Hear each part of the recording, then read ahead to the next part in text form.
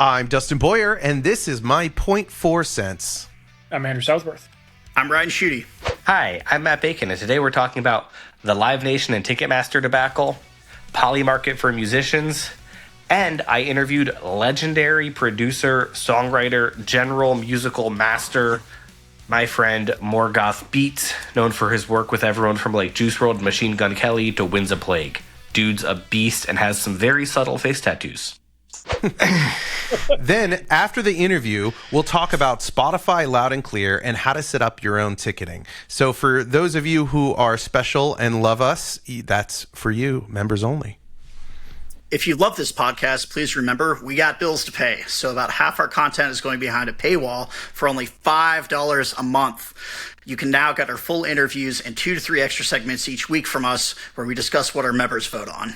Sick. So there's some really big news to kind of kick off the podcast today, which is that for a year or two now, there was an ongoing suit with Live Nation and Ticketmaster by the U.S. government because essentially the concern was they had a monopoly, right? That's basically gone away. Like, they settled out of court.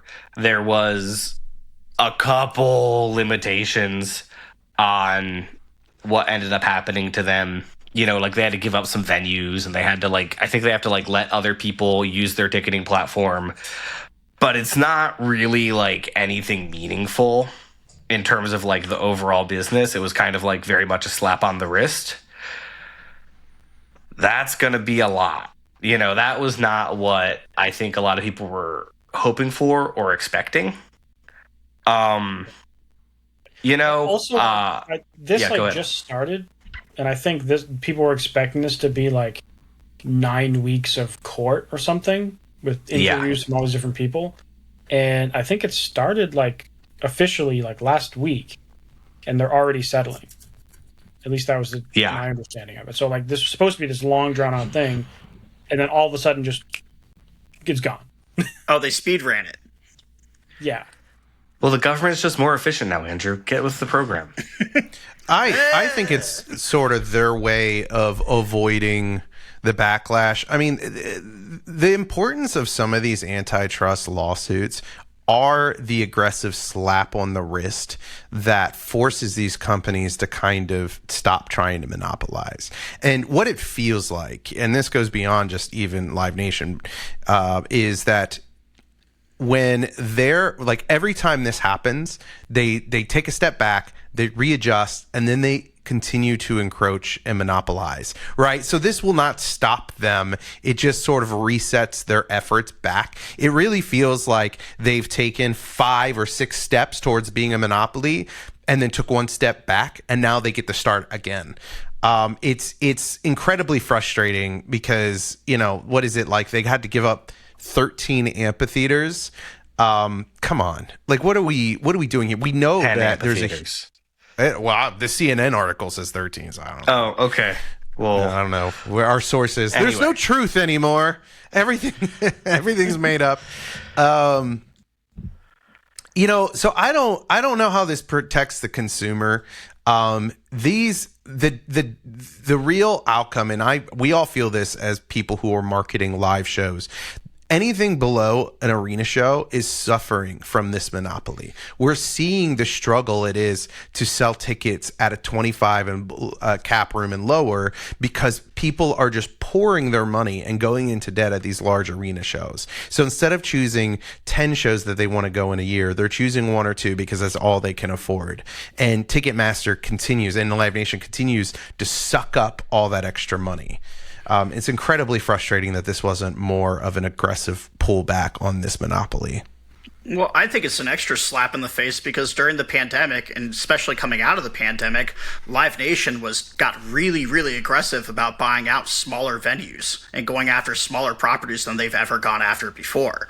They took full advantage of that situation. Then to consolidate like that and to go after the smaller venues and the smaller rooms, and then have this be the result. It's I don't know. I agree with your statement about this feeling like it's it's just one step back that they're going to recover from really, really quickly. And then another 2 or 3 years down the line, it's going to be like nothing happened at all. Yeah, the aspects of them, they have to open up parts of their platform to rival ticketing companies. It's like, cool. Who? Yeah. I think I saw somewhere in the article I was looking at that they represent about 80% of the market. So it's like the rival ticketing companies is kind of like a joke anyways. And then there's new limits on venue exclusivity contracts. But again, it's like, well, even if it's not exclusive, if you're 80% of the market, that still doesn't really hurt you that much. And maybe it allows some independent players to encroach a little bit of market share. But the reality is they're still having this massive dominant lead that I don't think anyone can realistically like fight market share away from them because of their control. Well, and supposedly the argument that they're making is that now the artists have a little bit more flexibility to choose other partners, so competitively prices will go down. And maybe that's the case, but I still think that they own and control so many venues that if you're an agent and you're locking in a run and, you know, you want Live Nation on your side, you're still going to go and let them pressure you into making, you know, concessions on your tour and your run. It's not going to change a whole lot. Yeah. Well, also, it's a big bummer. And I kind of want Ryan's thoughts on this because I'm not an agent, right? But from what I understand, and the bands I've managed who played a bunch of Live Nation, who play or have played a bunch of Live Nation shows, are not usually the headliners on those types of shows. But from what I understand, it also I think that there are people who would argue the benefits to it even below sort of the arena level, which is to say, like, you sign one contract, you get everything, your ass is covered. You don't have to like deal with a bunch of malarkey. And also it's just simpler this way. You know, I think about it's great when as a smaller agent you can sell 3 shows to like one guy and maybe you give that guy a discount on the shows. How do you feel about the Live Nation situation as an agent, Andrew or Ryan? Like, how do you see that temptation? Where's that balance? You know, I know you're kind of outside of that world in a lot of cases, but you're thinking about that world, I know. Yeah, I mean, most of the acts that I work with, you know, they'll play, if they're lucky, 5 Live Nation shows a year, somewhere in that ballpark. Because that's just not where they're at in their careers. But I mean, as an agent myself, it's every time I work with Live Nation, I'm know full well that I'm going into it about to get hosed, and the bands that I work with are going to get hosed as well, because it's most of the bands that I'm working with are on the bottom of the food chain when it comes to those kinds of shows. If they're playing a Live Nation event, they're the smallest band playing by far, and so it's just like a situation where Live Nation goes, here's $200, take it or leave it. And it'll be for a band that's getting paid anywhere from $800 to $2,500 for it guarantees anytime that they play a headliner. And like, I understand that there's the argument of, you know, large show money versus headliner money. You know, there's a big difference there, and I understand all the benefits of playing in front of a much larger audience. You're supposed to be piggybacking off of the larger band. It's great for optics. Like, there's a million reasons why it's a good idea and why the bands that I work with take advantage of those opportunities. But at the same time, there's not a lot of financial benefit to it right out the gate. It's, in a lot of cases, the bands are going into the situations knowing full well, hey, we're going to take a little bit of a financial hit. And the conversation is just like, all right, we got to do a fly-in order to play this Live Nation festival or to go take advantage of these 3 regional shows. How are we going to make up that loss later on in the year or leading up to those shows to make it make more financial sense? Or who can we reach out to team up with to get something around those shows in order to make it make sense? Whereas a lot of the independent festivals or the independent regional things that are a little bit larger on the food chain, they're more willing to put a little bit more money up front, and they do a much better job of advertising those small artists to make sure that they're able to make it up in the merch. And so I think that as Live Nation continues to grow, and they will, it's right now it's kind of seen in the industry as Live Nation and Ticketmaster are the big amphitheater and big arena level things. And that's not the case anymore. Like, even in this podcast, we're still talking about these like giant entities as that's the main thing. But if you look at all the money made in the music industry over the course of the year, a huge chunk of that is coming out of the smaller venues and the smaller rooms. Because realistically, if you're running an amphitheater, you're not doing a show every night. You might do, if you're like, I don't have the analytics in front of me, but you might do 4 shows a month, somewhere in that ballpark, like maybe during peak season, a little bit more. And whereas like if you've got smaller clubs in the 1,000 to 2,000 cap range, during peak season, they're slammed every night of the week. And if you're looking at the amount of money coming in over it, it's a huge chunk. And so there's no way that Live Nation isn't looking at all of those smaller venues all the way down the food chain going, okay, how can we get a chunk of that? Because they've already maxed out what they can do with the amphitheaters and the arenas. There's nowhere to go. So they're looking at other ways to increase the revenue. I guarantee it. And I think what's going to continue to happen is they're going to continue to purchase smaller and smaller venues. They're going to get themselves more and more ingrained in it. And it's going to end up in a thing where if your band doesn't want to be a part of that ecosystem, if they don't want to be a part of that process, they don't get to play the game flat out. Yep. And I think it's going to push out a lot of acts that don't really want to get screwed. Like you're going to or that don't want to screw their fans. Yeah, exactly. And it's going to put us all in a position where like the bands are going to get hosed, the agents are going to get hosed, the management's going to get hosed, and the fans are going to get hosed. And it's going to make it worse for everybody. Man, and I'll tell you what is so scary about this is that we live in the United States in a political environment that is so divided. And this was like the one thing, I swear, every side of the aisle, still, like every side, everybody was like, yeah, this is bullshit. And it was a bipartisan thing. Extremely bipartisan. And we still, like, the lawyers, these corporate lawyers, and capitalism wins again. It really feels like after, so many slaps on the wrists that this is just a nothing. This is, I mean, we wanted to see these executives taken to court, and we wanted to see them, have this publicized. It was important. I think that part of it would have struck fear in the competitive market. It's so aggravating because I don't know when we're going to get another shot at this. If we're ever going to get a shot, it feels like, oh, they finally won, and it's just going to keep sucking everything up. Right.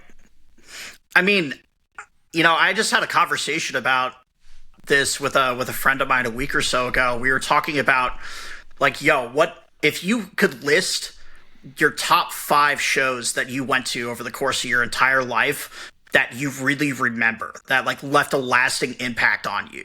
What were those shows? And like more importantly, what venues were those shows at? And this is probably just my own personal experience. 3 of those shows were not at formal venues. They were at DIY spots. But the thing is, like, those shows that meant so much to me are going to be a lot more difficult for people to go out and find and experience because they're not going to be able to afford to go to those shows. Because the bigger act that they want to see, it's going to swallow up the entire paycheck. But I think that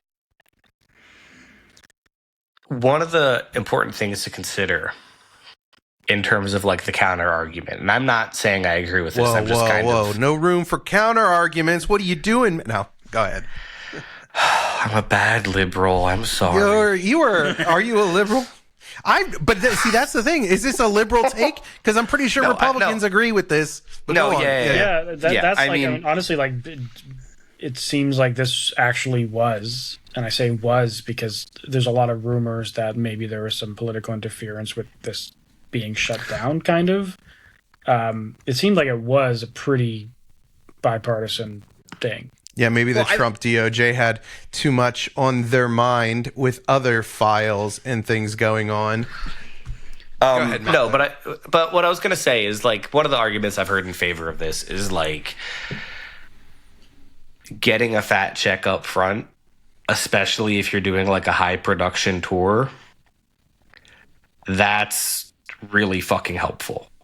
And on top of that, what I think that we forget, because we're all sort of ostensibly like underground music fans, insofar as like we all go to shows at like clubs and like listen to bands who play clubs, and that's like a lot of our identity as people, is like the vast majority of concert going is people going to Madison Square Garden to see J. Cole have like crazy production and do something nuts on stage.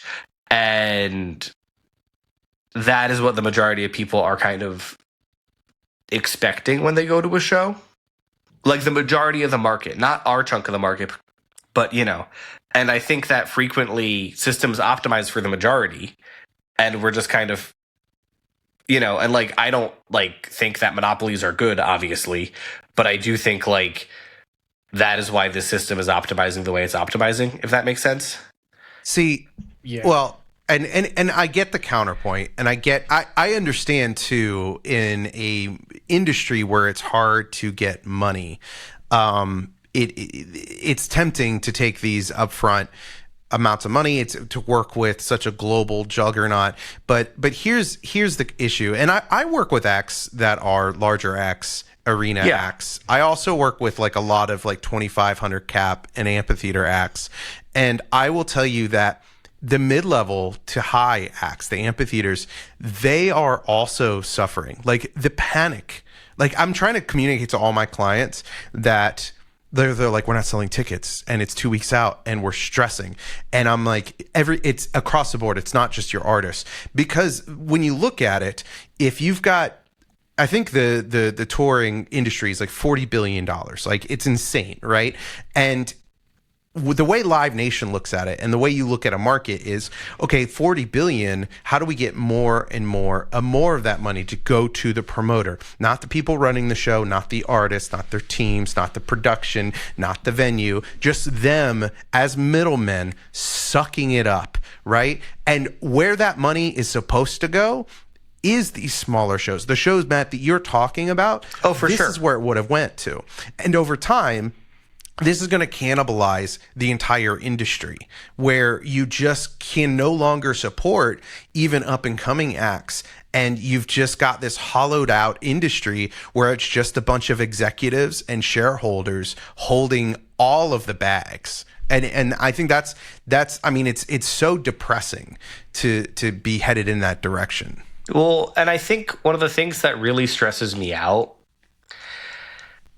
is how much harder it becomes to have an independent venue. And that's almost like separate. Like Live Nation obviously doesn't necessarily help with that.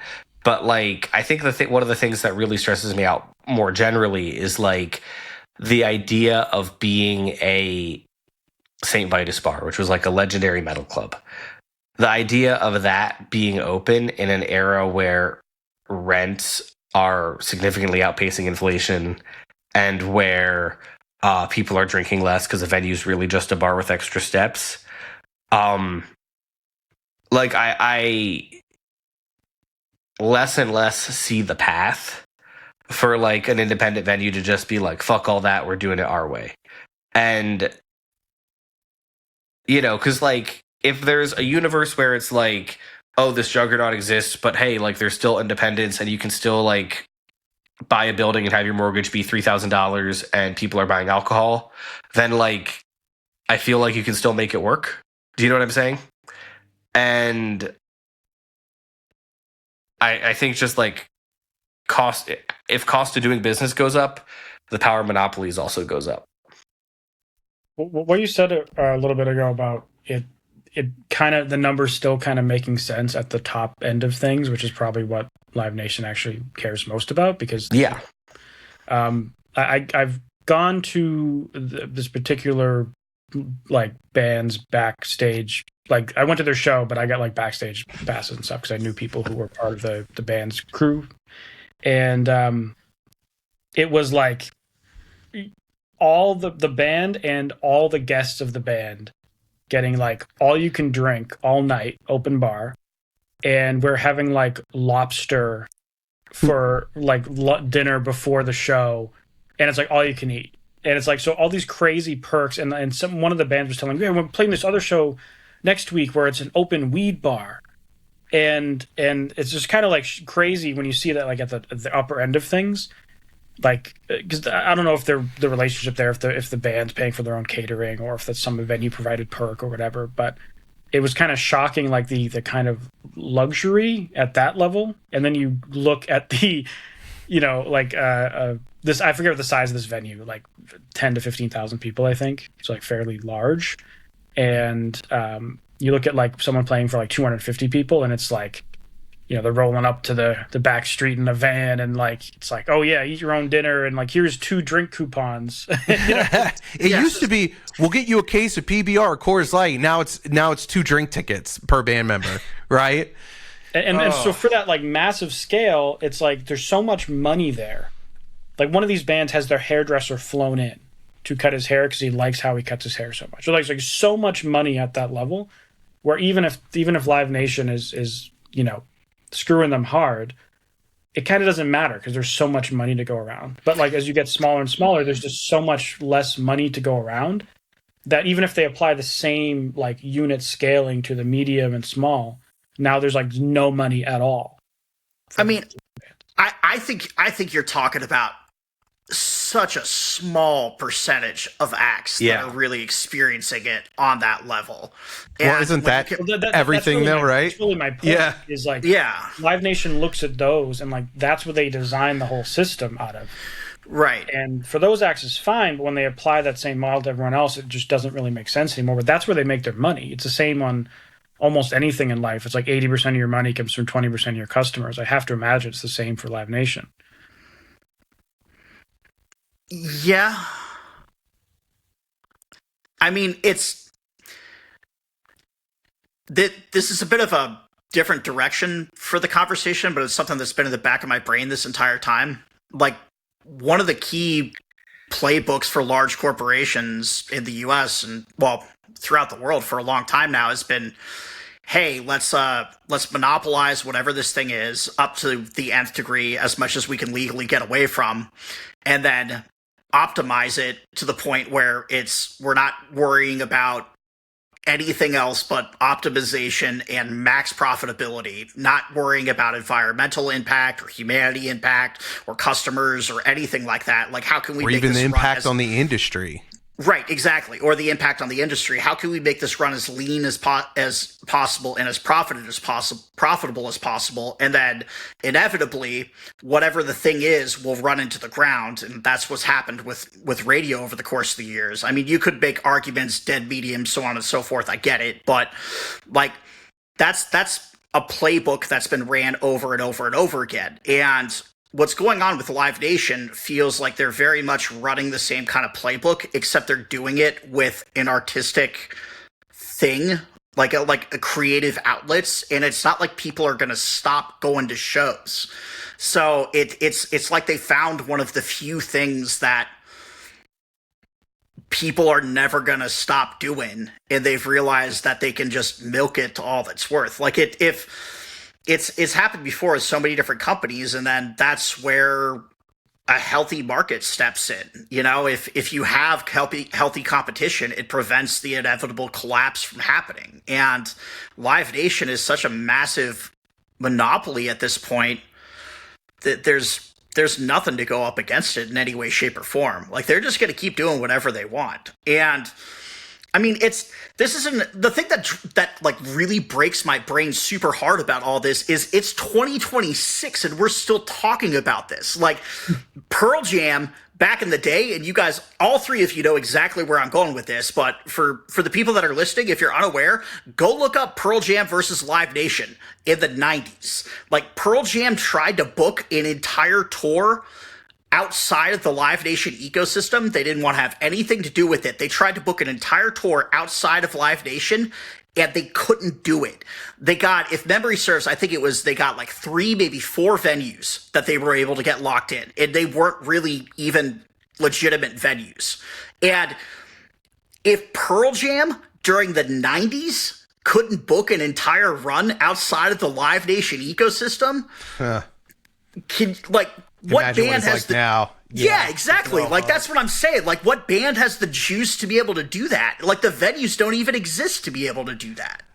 Well, and I posted a few pieces of content that I think were really naive a couple of months ago, where I was talking about how at the end of the day, the artists and their teams are making decisions to work with Live Nation and do this.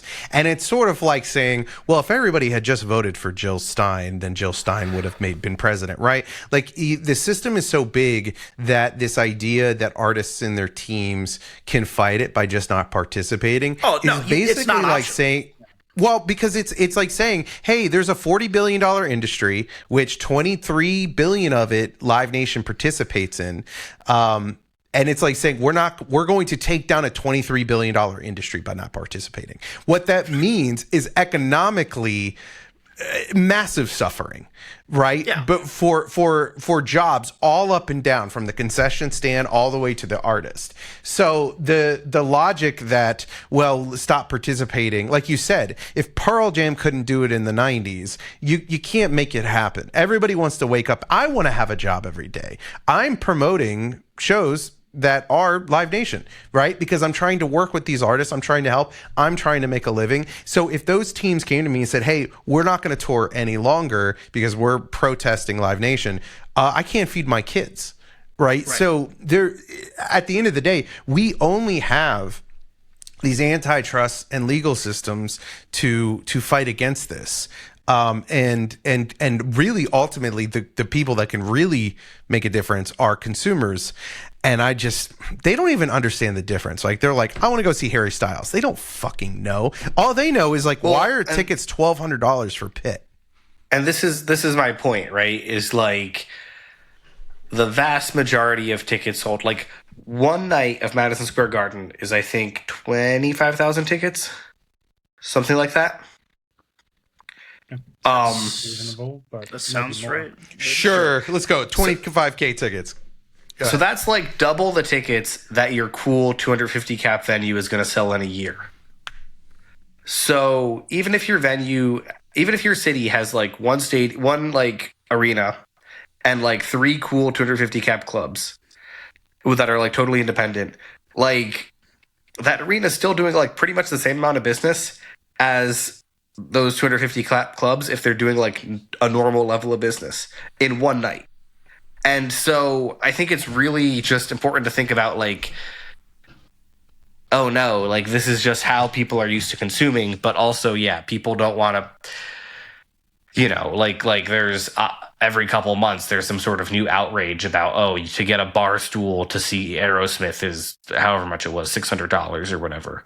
And it was like a shitty view of the stage. So like, yeah, you know, I do think that we're starting to run into a top end. And I think on the other side, you're seeing artists, like smart artists, increasingly are going like, no, like we're doing $20 shows because they understand that their merch per head on a $20 show, like an average ticket is $20 plus $12 merch per head if you're really hot, for example. In like the 500 Live Nation wants a piece of that too, buddy. Well, that's they what want I'm a piece saying. of everything. Is like, yeah, you know, I don't know. Well, this is where we're at.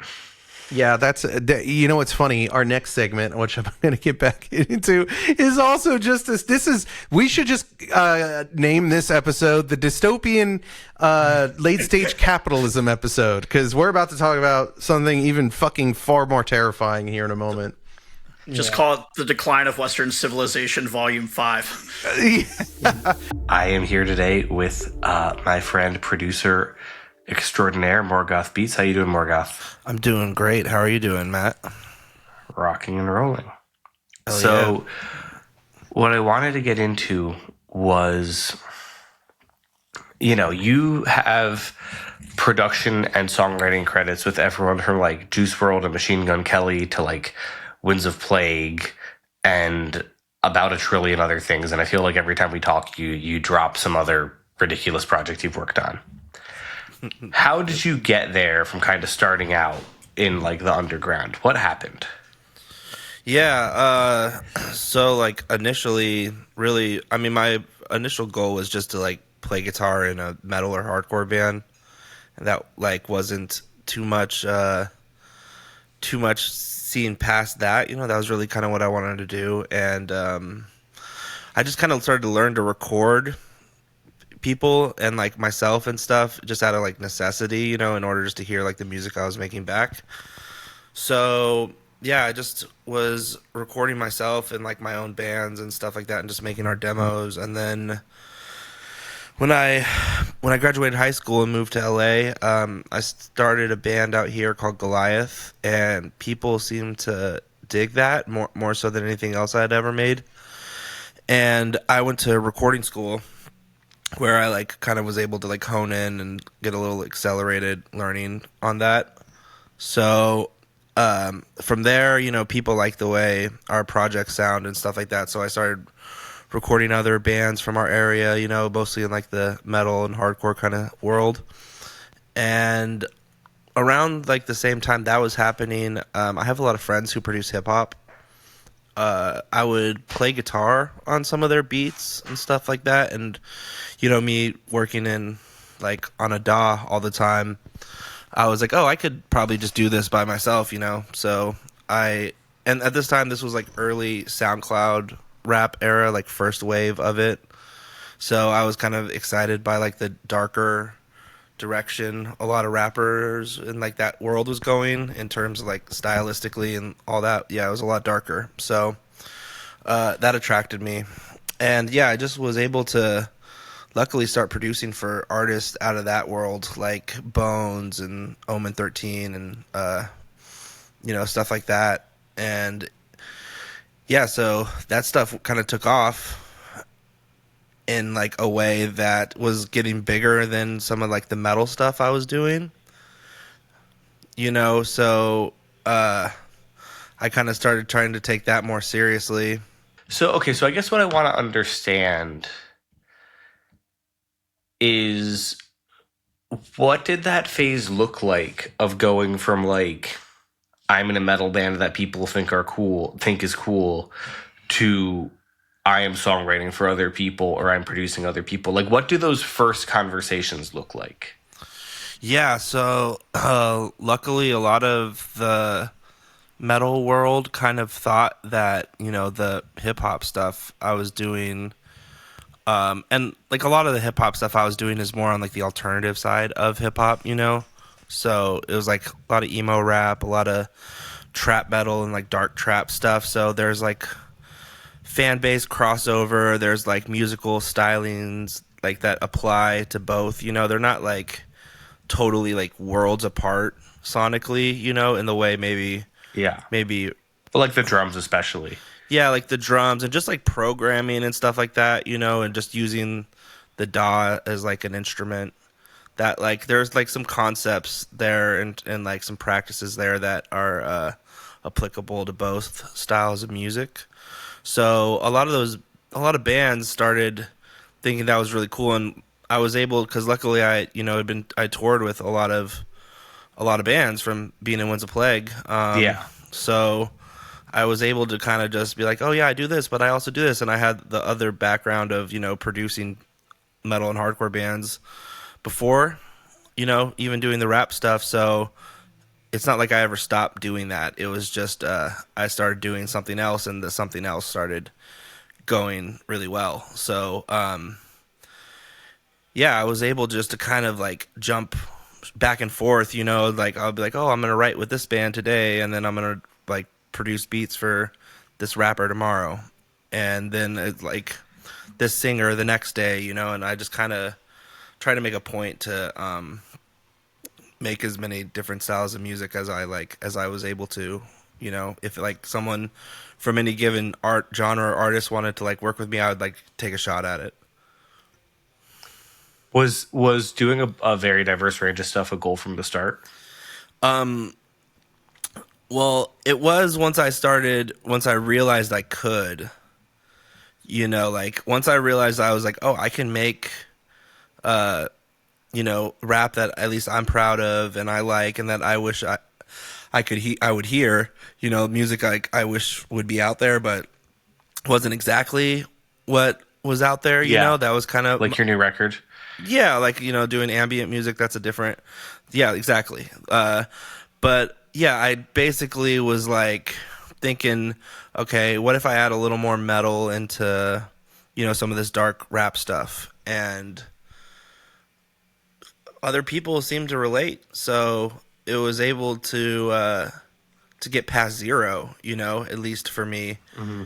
And then when I realized, oh, I could also make like kind of dark pop, and I can make like kind of electronic music and all these other things, because a lot of what, I don't know, I guess an aha moment I had with like making multiple styles of music was you kind of take stuff from one style and apply it to another thing, and a lot of what genre is, at least from like taking out like the cultural aspect of it and just like from a sonic base discussion, is like tempos, sound selection, melody selection.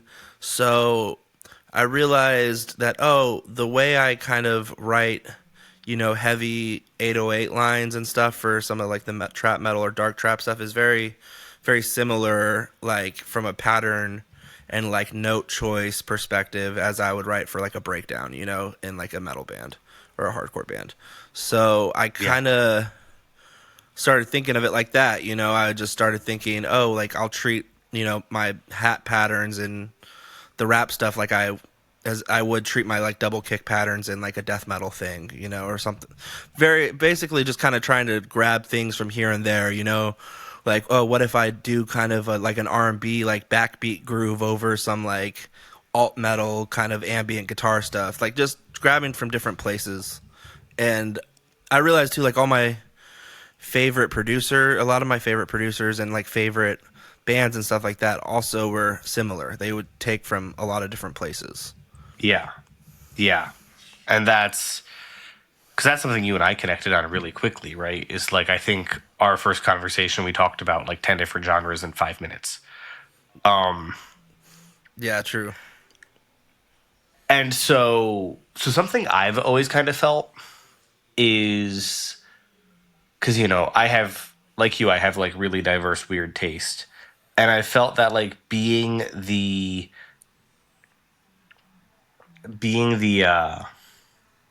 guy who can kind of like talk about indie rock and also like harsh noise and also grindcore and also whatever means that I'm able to kind of pick up a bunch of clients because I kind of know a little bit about everything. Right. Do you have you had that same experience?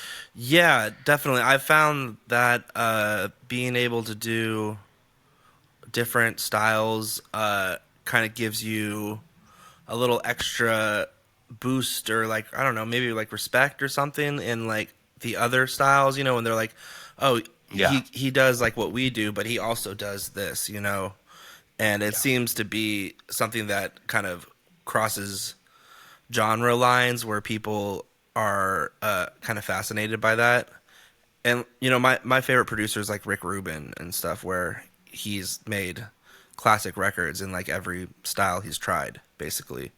So I was just like, that's a cool model, to try and reach, where, he's done System of a Down, and he's also done Jay-Z, and he's also done Slipknot, and he's also done Slayer. Slayer, Beastie Boys, all kinds of, the list goes on. Neil Diamond, like, yeah, so it goes on. So yeah. Basically that was kind of, I was like, oh, it'd be cool to try and be a producer like that, And also it's just nice to be able to jump back and forth between, if I feel like making something heavier, I have like some bands and some artists where I can be like, hey, let's do a session, and they come over and I can write something heavier for them. or I have my band, 7 Hours After Violet with, Shavo from System of a Down, and I can use that as an outlet for heavier stuff too, or like my also, love for the system-y style. So, I get to make music with him that scratches that itch. It's just kind of just about scratching creative itches for me. And then sometimes, I'll be like, I feel like just making beats a lot recently, so I'll just like kind of lean more into that and trying to send stuff to other rappers or singers and stuff I know, and or to other people who can get stuff to the rapper/singers. And so it's just really kind of just being it kind of free creatively to make whatever style I want, and to have at least a little bit of a lane to shoot my shot at getting songs out there. When people come to you trying to establish that sort of lane, because I think there's like this thing where like you and I are connected enough that we can kind of get any introduction we kind of want because we have like years of work before this, so it's easy to open the doors. You know what I mean? Right. How do you, when people ask you how to build a lane like that, what do you tell them? Well, really, there's a couple things that are somewhat out of your control, and that is being part of a scene that is new and fresh and kind of gathering a lot of attention. And if you're able to jump on that wave early and recognize it early, then that's a great place to be. Really, more just kind of cultivating a sound with your friends who are next to you in terms of size wise, and not always shooting for the moon in terms of placements, where if you have a friend who's like a really good singer, or a band that are your friends that you really like a lot, try working with them a lot and cultivating a sound together.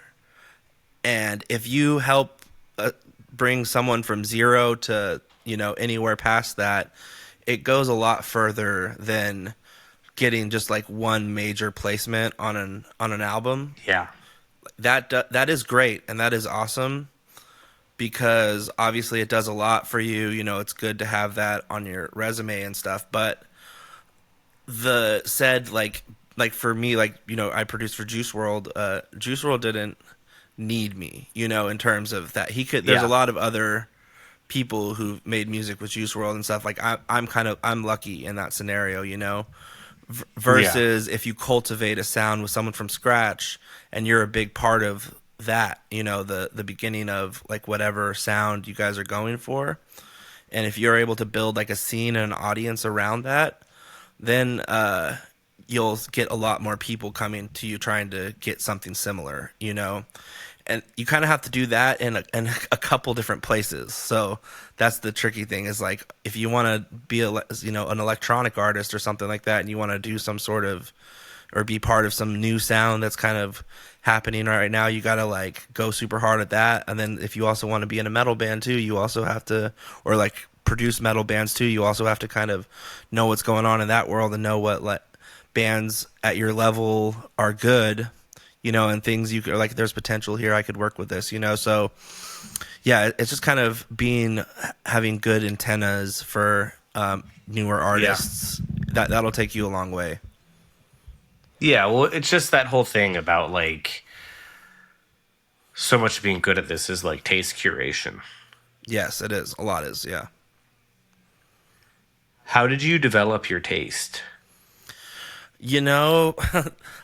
I've just always, I guess, I have a weird radar with music, and I don't hate a lot of stuff in music.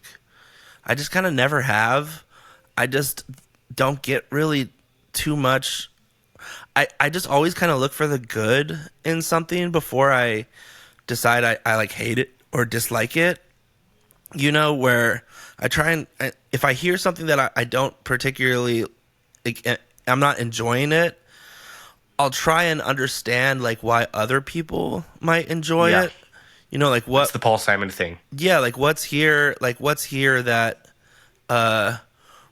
maybe isn't resonating with me entirely, but is resonating with others, and like what is like, you know, the stamp on this style of music that makes it like this style of music. So yeah, and is whatever that signature thing about it, would it be cool to me if I like applied it in a different style of something music else that applied? Yeah, like if it's like, oh, this style of music does this drum groove a lot, you know, like the specific type of drum beat, and maybe it's like I don't particularly love it in this groove in this context, but if I try that same groove in a different context with like a different style of music, maybe I'll like it more in that context, you know. So yeah, I've just always kind of really, I don't want to be the kind of guy who's like, oh, I like everything, you know. I love what kind of music do you like? Oh, I love all music, you know. But I, to some degree, kind of do, you know. Well, yeah. But it's also that funny thing of like, I think when you and I say we like all music, that means we like Merzbow and also like Roxette. Yeah, I just like a lot of different styles of music. And there's things, I just normally don't get super negative, visceral reactions to music, and I just kind of never have. There's stuff where I'm just like, oh, that's okay. But it's never like a deep hate or anything like that. Like I think some people get. Like very rarely do I have a deep, like, oh, I can't stand this, you know, like there's nothing about this that is redeemable to me. I hear, no, this isn't music. Like, I'll never say that, you know, I'm never that guy. And that's not me trying to be, you know, tapped into everything or cool to everything. It's just, I just don't get that reaction. I don't know, you know, it's just maybe something wired in my brain that way. But I just never have. I've just never been like a hater on stop music like that. All right, so Spotify Loud&Clear is now here, and it's not updated on their website at the time of recording this, but by the time you're seeing this episode, there'll be a link where you can go and see the official like Spotify Loud&Clear. But today, when we're filming this, there was a briefing letting like industry people, influencer types like us, get to see the stats early to make content for y'all. And I didn't get invited, by the way. Dustin didn't get invited. I didn't get the invite. He's like, "Did you guys do this?" And I'm like, "No, I didn't even know it existed." So that shows you where I am on the totem pole. Getting the invite too. Yeah. If you're not familiar with Loud&Clear, every year for the past 5 years or something, Spotify has done this thing they call Loud&Clear, which just gives all these industry insights. Some of them are a little self-congratulatory, but some of them are actually like really, really cool.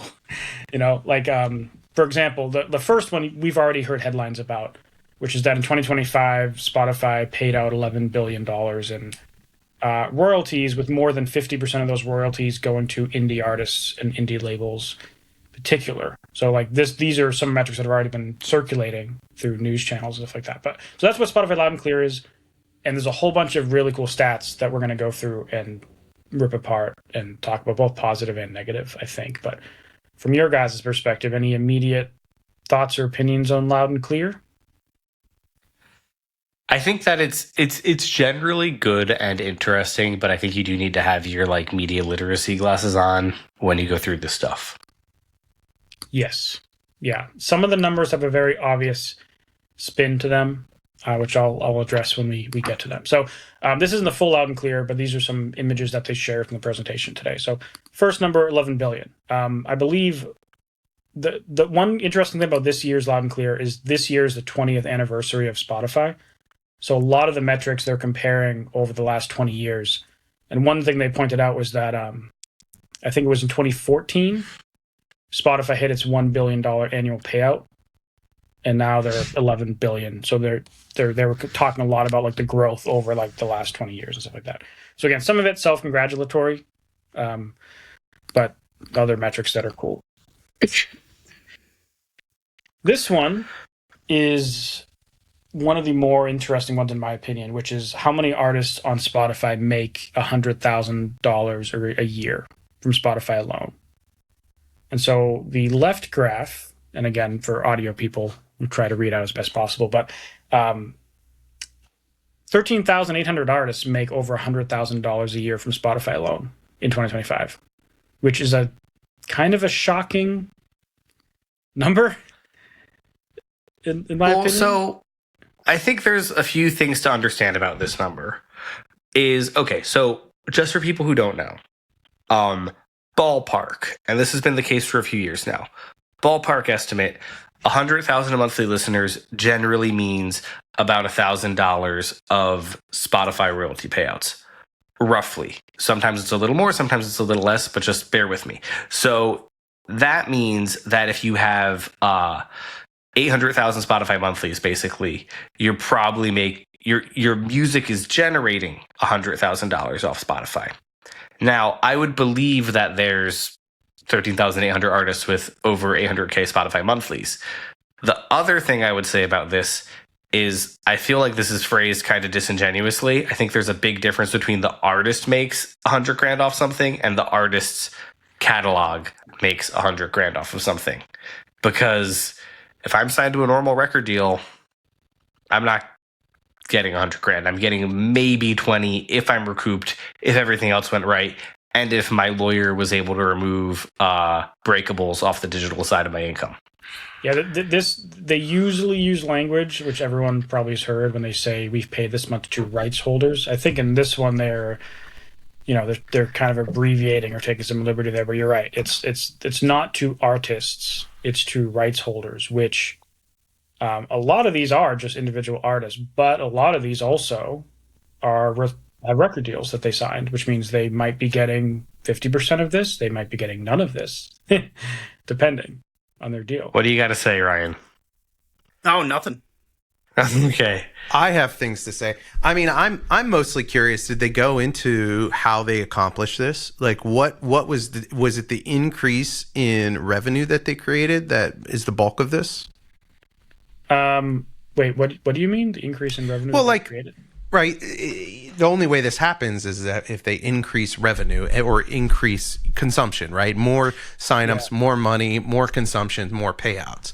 I think did they get into that at all? Here is like, over the last 5 years, the amount of artists who are making 100K has roughly doubled in the last 5 years, and the amount of artists making 50K has roughly doubled over the last 5 years.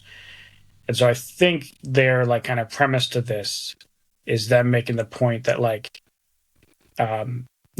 in 20 years ago, there wouldn't even be 14,000 artists in a record store. Never mind making $100,000. So, hey, this is why music streaming is actually a good thing because it's increasing. That is an interesting point. I hadn't considered that. There in the 90s, were there 13,000 artists making this amount of money? That's an interesting thing to ask. So, and there's a few false equivocations. There's actually one thing they said verbally. Yeah. Is that there weren't even 13,800 artists in general being stocked on CD shelves. So they didn't outright say that.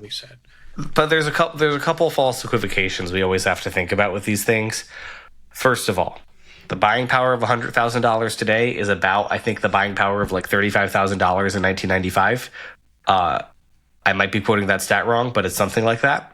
So like, let's just keep that in mind. I do agree that like Spotify does dramatically increase the access to music. It's much I also more think democratized. I also think it's important to consider like the amount of, even if you're in a perfect world where you are an artist who owns everything and you're making $100,000 a year and you own all the rights and you're making $100K a year off streaming, a lot of that money is still going to other places. Even if you're self-managed, you're still putting money into your live band. You're still putting money into merch. Yeah, you know what I mean? And like, you make that back other places, but go ahead. I think the best way to think about this though is that like it's one revenue in a business, and yes, there are other participants, but I think the interesting point here is that in a world of streaming, there are far more artists making money than there were 30 years ago, right? Like it was far less democratized and gate kept in a way that the selection was more limited, which pros and cons. But I think from an independent artist standpoint, or any artist who's looking to create a career, that's really encouraging. Yeah, and I agree. We'll take a pause to mention that next week the interview is going to be Sam Duboff, the global head of marketing and policy at Spotify. So make sure you subscribe for that, because I filmed that today. But he's the guy who actually presented this information. And I will also say that I'm kind of presenting a lot of these just as I heard about this today. So I guess I'm kind of playing the Mr. Spotify today, and it seems like, Matt, you're playing the part of the naysayer today, which is fun. The jaded artist. Because there's obviously pros and cons of a lot of these different ways to spin these metrics. Yeah. But my opinion, like actual opinion for this metric, is it was cool seeing like one pro of streaming is it's allowed way more people to make money. There was obviously a lot of cons of streaming.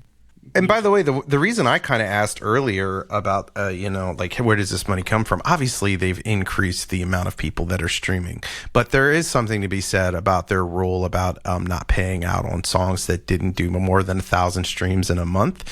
And that money collectively going towards larger streamers.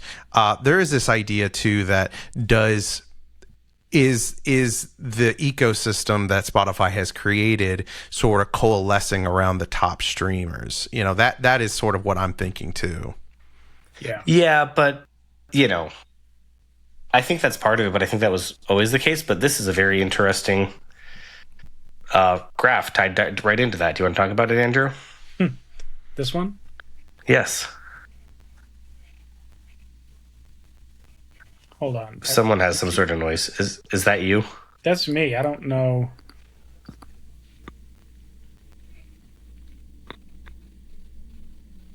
Hold on. I gotta go check this. There is music playing somewhere. Okay, I'm gonna mute Andrew and I'm gonna present this. So the next graph says that today the top 80 plus artists on Spotify each generate over $10 million annually from Spotify alone. Whereas in 2015, there was only one artist generating $10 million off Spotify alone. To me, this just feels like, your market share has grown. And so obviously there's going to be more people like that. And like music consumption just kind of by default is always aimed towards the top. I don't know. What do you think, Dustin? I think you should unmute Andrew. I don't think he can unmute himself. I unmuted him. Oh, yeah. My Alexa started randomly blasting hip-hop music, which is a little scary because no one kicked it off. Nobody requested that? That's hilarious, dude. Random Alexa hip-hop time. Yeah, for real. I mean, I don't really have a take on this one outside of of course, right? Like on the last graph, we looked at how that increased. So, of course, the very top is going to increase. This graph in particular was interesting because it looked at the 100,000th artist in Spotify. So if you rank the top earners, number one, number two, like Taylor Swift, Ed Sheeran, blah, blah, blah, whatever ranked, go all the way down to number 100,000. How much did they make in 2015 versus 2025? So in 2015, they made $350. And in 2025, they made $7,300, which, they that's fucking crazy. That is crazy. And the number they mentioned was a 2,000% increase, or 20x, whereas inflation over that period was 30%. So it beat inflation by like a factor of 8 or something like that, which is one of the things they were showing. So like the as you can see, the big takeaway of this year's Loud and Clear was very much on like not how much did the industry grow, but very much on like how did indies and DIYs grow. I mean, they're really trying to combat that whole like art, Spotify doesn't pay out narrative. I mean, that's the underlying theme here. Yeah, and it's interesting because if we use that that formula from before, that 100,000 Spotify monthlies equals about $1,000. This tells us that that's not right. by my numbers, by the way. Really? Yeah, 100, about 100,000. And honestly, it's easier to look at 1 million. 1 million streams is about, depending on the market, $3,000 to $4,000. Yeah, but I was talking about it in terms of Spotify monthlies, not in terms of streams. 100,000 monthly listeners will be about 300,000 streams, which will be about 1,000. Gotcha. I'm sorry, I misunderstood what your math there. Go ahead. My bad. But okay, so what's interesting is if you take that formula, it suggests that to get to that $7,300 a year number, you need about and the 100,000 artist has about 60,000 Spotify monthlies, based off some like rough back of the napkin math, which more or less makes sense to me. But that's interesting. Yeah. I mean that also means there's 100,000 artists making at least this number, which is kind of again wild, crazy to think about there being 100,000 artists out there, but like there are. Like I think there's something like 12 million artists on Spotify. I just looked that number up because I was trying to understand, but only 19% of them have over 1,000 Spotify monthlies. Yeah. So it's interesting to think about. Now, here's one interesting concept: the difference of indie versus DIY in Spotify's definition. They consider indie anything that's not major, essentially. So, which is that's normal, but a lot of people don't realize that it includes indie distribution through a major label, like The Orchard or AWOL or whatever. It also includes Disney. Technically, Disney is not a major label; they're an independent record label. Well, I also think it's funny because the stat they have here is more than a third of artists generating 10,000 a year on Spotify, where DIYers started their careers as DIY. Didn't fucking everyone start their career as like not the industry plants?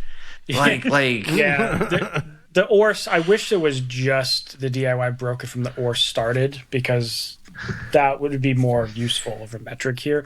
Yeah, it is nice to see at least a call out to the DIYers being different from the indiers, because like there's a huge difference between being on, I don't know, even like it's like being on Fixed, for example, record label Fixed, versus just doing it all yourself through DistroKid, right? There's a huge difference in the level of support and resources you'll have.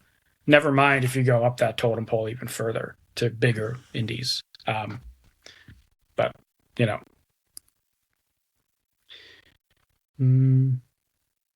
I don't have anything to say on this one. Hold on. Only 2 years after their first release, on average, artists at all levels already see most of the royalties coming from abroad. You know what? I'll say something about that, and you guys are seeing it too. Discovery for new music, especially indie artists, does not start in the U.S. It is coming from other places. We are not cultural makers like we used to be in the 1900s. So it is becoming like artists will grow. Pop artists will grow in the Philippines before they ever break in the U.S. So it's cool to see data backing that up. Mexico City. Brazil, Mexico. Well, for you metalheads, yes. Yeah.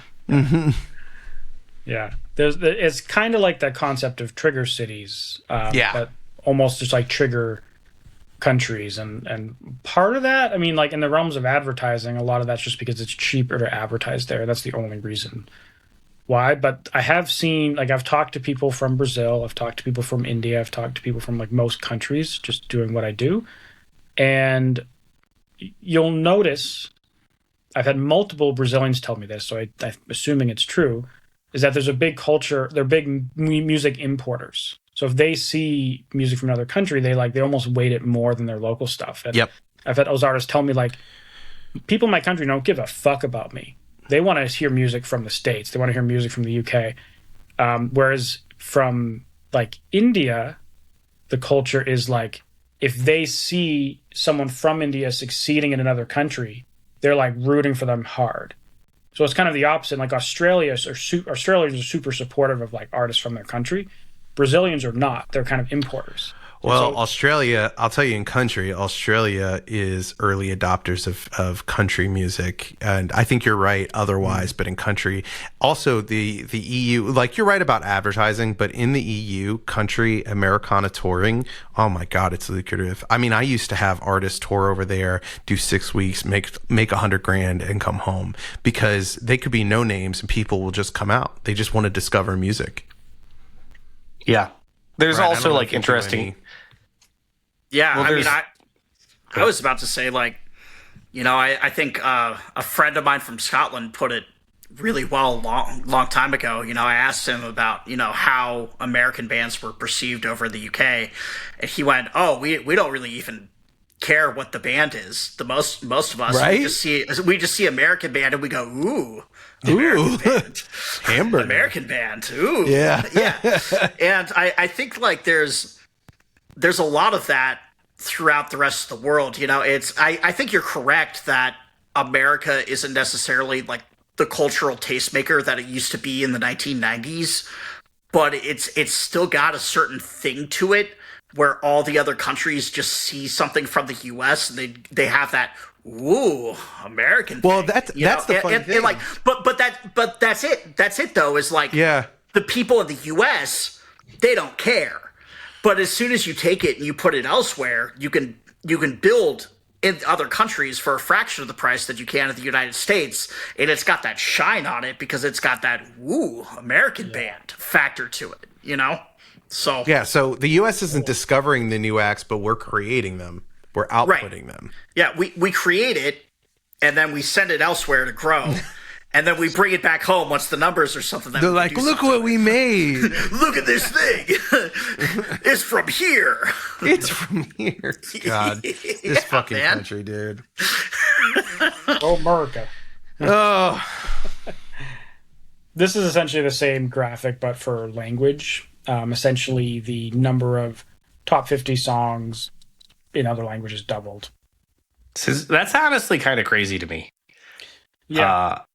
I think that's cool. Cause you understand, like, okay, so like K-pop happens and like, okay, like Afrobeats and like the Mina stuff is like starting to finally like have an appropriate weight relative to the global population. But that's still crazy to me that it's more than double just 2020. Yeah. That's fast, you know, and, I mean, like Bad Bunny just did the Super Bowl, which is, you know, granted, like in the States, we have a huge Spanish speaking population. But like, I think if you were to suggest that like 20 years ago, it'd probably be kind of like we're going to have an artist do a set on the Super Bowl and he's only going to speak Spanish the whole time. Not going to say he's going to say like 3 English words. It's kind of a wild thing that's changed so much so quickly. Yeah. I like that they have the Korean speech bubble coming out of Paraguay. Wait, I don't know where Paraguay is. Where's Paraguay? It's where the Korean speech bubble is. I don't know what Korea. Oh, is this Korean? Yeah. Oh yeah, that's South America. Wait, what are they doing there? What's going on? I just thought that was really funny. Spotify. Who designed like this? Like an Arabic language, but it's coming from the middle of Africa. No, bro, they AI'd this. No, the Arabic is coming from Australia, well, really New Zealand, and I believe that is, I believe that is Swahili, but my Swahili is not good. Yeah. Like they got the English in the States, and then I'm guessing this is Spanish also. Oh no, that's Canada. Yeah, that's Canada. Yeah. I bet you they just wanted to spread it out. It probably is coming from like 4 different places and doesn't look as aesthetically pleasing. Yeah. Anyway, let's keep going. It's a good. Okay, this one I found annoying, and I asked a question during Loud and Clear because I found it bugged me that they Spotify delivered the highest annual publishing payout in its history in 2025. $5 billion have been paid to publishing rights holders over the past 2 years. And it's grown by 2.5x over the past 5 years. And I asked the question of, like, how much was it last year? You paid out $11 billion last year. You gave that number. But why was this number only told over the last 2 years, not just this year? And my guess is it's because the number went down. You know, well, it's also complicated because publishing payouts can take a long time. It's true. And Dustin, you know more about this than me, I think. I'm a bit confused too, because I mean, publishing is usually just like half the royalty stake on a master that, the master. Oh wait, no. See, well, I don't fucking. It's been a while since I've been. Go ahead. The publishing share is generally about like a fifth of the money, so it's like usually 15 to 20%. But like of the like publishing share, half goes to the songwriter and half goes to the publisher. Yeah. I was thinking about half of it going to the publisher. And obviously the master use is different than the fucking publishing payout. But it is delayed a lot usually. The thing is, like, it's not delayed for Spotify paying it. I would assume it's theoretically they'd pay it out the same time they pay. I mean, maybe not. Maybe it's also delayed for them, so maybe that's why they never. Why would it go? It wouldn't go down though. Like if master use is going up, publishing is going to go. Remember the bundling drama? Audiobook bundling thing where so they were trying to hide songwriters less. This is what would be affected. Yep. So they wouldn't say the number for last year. And the thing is, one extra caveat: this $5 billion is, and again, it's over the last 2 years. So let's just say it's $2 billion, and last year's 3, this year's 2. That's part of the $11 billion. It's not in addition to. Just to clarify. Right. Interesting. But I thought that was very sneaky that they said. Like, that is sneaky. It probably didn't look good for last year. So let's just give them the last 2 years and talk about the 2.5x growth over the last 5 years. I've felt very kind of a sneaky metric to me, in my opinion. Ticket sales driven by Spotify. This was something I was going into Loud and Clear wanting to know about specifically. I was going to ask them in the same interview. And they were already preparing to talk about this because, like, more than half of the shows I go to in a year, I find out from Spotify. Spotify gives me a push notification, this band's coming in your area, and I go buy the ticket. I never find out about shows on social media because I don't really scroll social media. And I don't join email lists of bands I like because I'm a bad fan. Well, I'm wondering how they track. I mean, we all know that promoters are notoriously stingy about sharing data.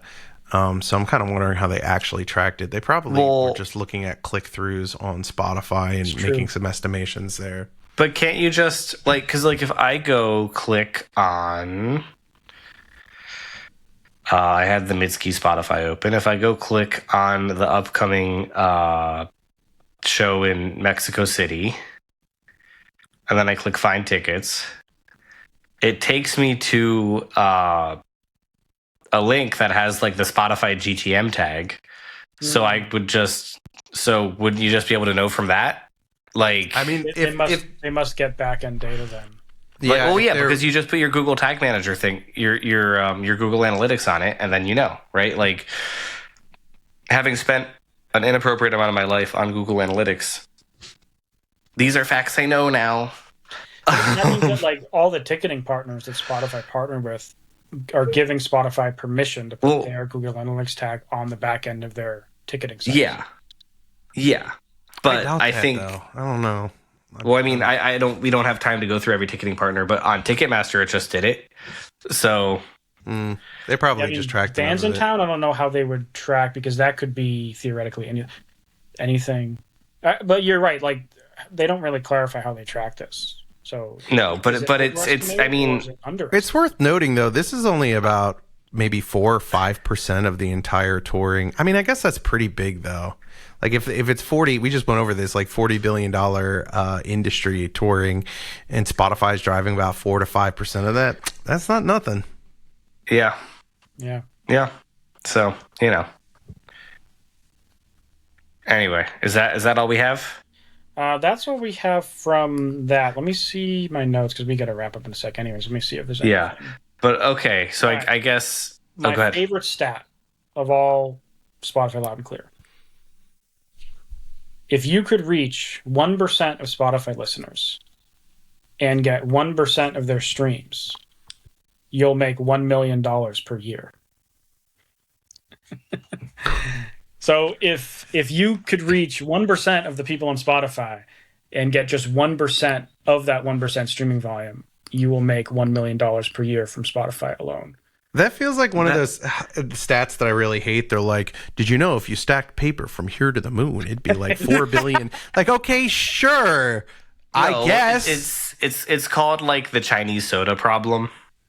Are we allowed to call it that? I think we're allowed to call it that. We're basically it's this idea. Extremely racist. Well, it's not racist. We're gonna get there. We're gonna get there.